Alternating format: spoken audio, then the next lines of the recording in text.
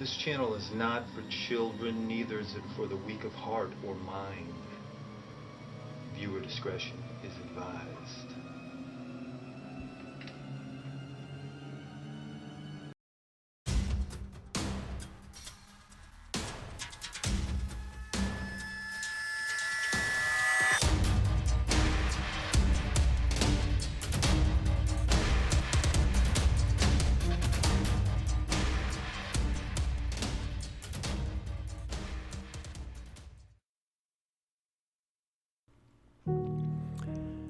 It's been said that we are the universe, aware of itself. Is this the definition of what consciousness is? Who knows? I do know this, though, that it was during this long process leading to sentience that the gods were born. And some gods are quite a bit older than you might think.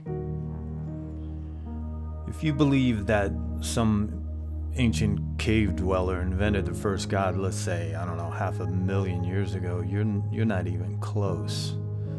For Aphrodite came into being around 2 billion years ago, the first time bacteria exchanged genes, thus the crude beginnings of sexual attraction, reproduction, if you will.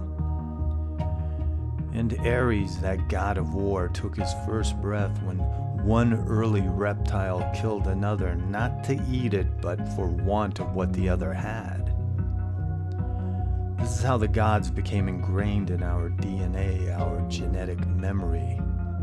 And the archetypes, they who dwell in the collective unconscious, have been utilizing these gods as playthings, sometimes to the detriment of humanity.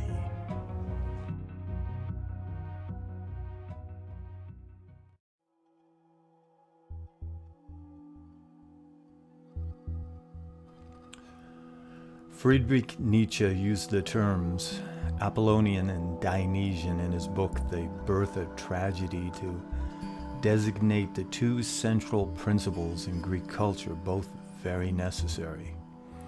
For order can't exist without chaos, and chaos without order. The Dionysian, which corresponds to Schopenhauer's concept of will, is directly opposed to the Apollonian. But without the Apollonian, the Dionysian lacks the form and structure to make a coherent piece of art, and without the Dionysian, the Apollonian lacks the necessary vitality and passion. They are diametrically opposed, and yet they are also intimately intertwined.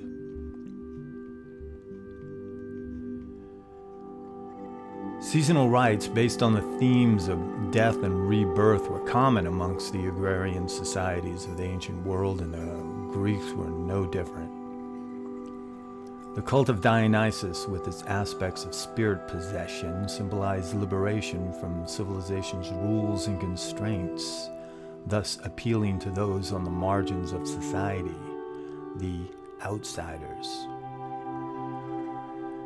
Fueled by intoxicants, the ecstatic communal dancing to pipes and drums would lead to an escape from the ego where, at the very moment of intense rapture, one became identified with Dionysus himself.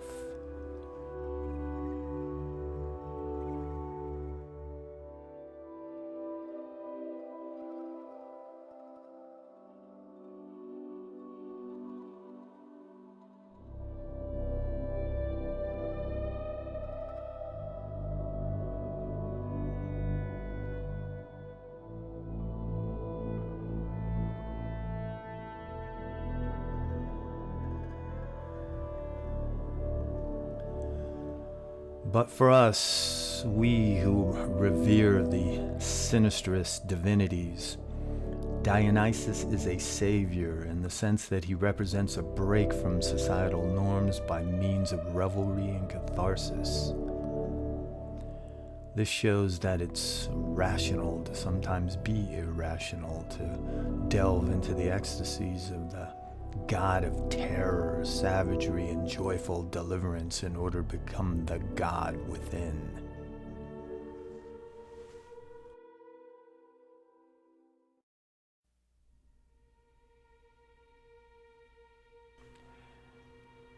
In 1930s Paris, at the brink of World War II, a secret society of writers, artists, and intellectuals gathered in the woods near an oak that had been struck by lightning. There, under the moonlit shadows of the trees, they would dare to invoke the spirit of Dionysus. Their intent was to create a combative energy against the authoritarian surge fueled by Wotan. This society was called Asafel, a small, tight-knit organization of secret rituals and customs. The logo of this society, inspired by the artwork of Leonardo da Vinci, was a drawing of a headless man, symbolizing the death of God, for they firmly believed in Nietzsche's idea that Yahweh and all his manifestations must be vanquished so humanity can undergo naturalization. Even though Nietzsche was afraid that with the coming of this post-theological epoch, there would also come the rise of nihilism. And in the void that nihilism is, something else would fill it. Thus, the writer, Georges Bataille, and the members of Asafel dared to counter that which filled the void through a rebirth of the Dionysian mysteries.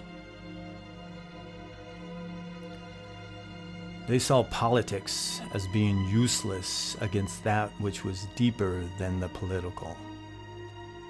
They were battling against a current pushed forward by the archetypes, where the residue of philosophy that is politics would have little to no effect.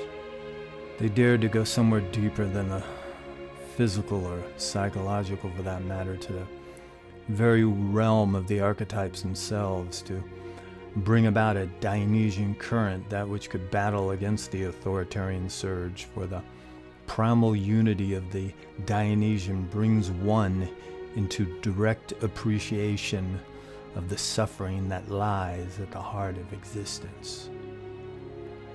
So they saw the only way to rescue modern culture from self-destruction was to resuscitate the spirit of tragedy. But it was too little, too late.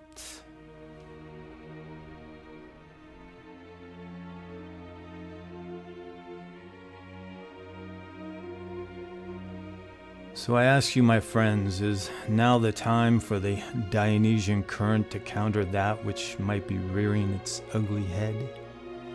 For there is a lot of rigid tribalism out there coming from both sides of the political spectrum.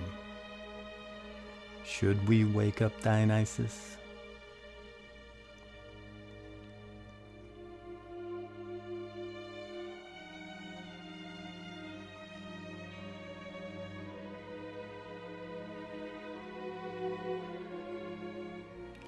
Now, what do I think? I think it's time for a Dionysian awakening, but a personal Dionysian awakening. That is, because even if it does not alter the greater current of reality, it will, though, bring about the deified state of the beast god within. Because isn't that what the left-hand path is all about?